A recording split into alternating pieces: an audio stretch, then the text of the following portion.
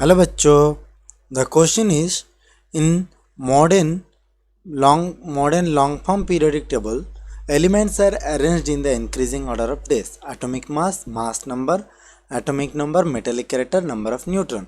तो यहाँ पर अगर हम देखेंगे एटॉमिक मास जो है मास नंबर वो दोनों सेम ही है। Atomic mass basically mass of the atom और मास नंबर बेसिकली मास। अगर हम एटॉमिक मास ऑफ हाइड्रोजन का बात करते हैं तो हाइड्रोजन का एटॉमिक मास हो जाता है 1.008 एम। तो एग्जैक्ट एटॉमिक मास है और मास नंबर आपका 1 हो जाता है। वैसे ही मास नंबर और एटॉमिक मास के बीच ये डिफरेंस है कि एटॉमिक मास आपका जो है वो एग्जैक्ट वैल्यू है और मास नंबर एक आपका numerical value that is a integer एक होता है।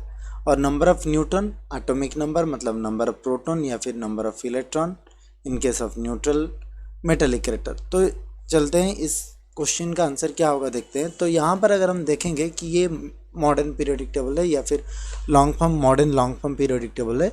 तो यहाँ पर अगर हम देखते हैं तो बेसिकली ये जो है एटम्स बेसिकली 1 2 3 4 5 6 7 8 9 10 11 12 13 14 15 16 17 18 ऐसे जो है वो आपका एटॉमिक नंबर के जरिए अरेंजमेंट हुआ है।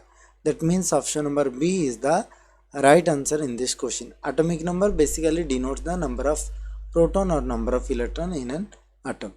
I hope you might have understood the concept. Thank you and all the best.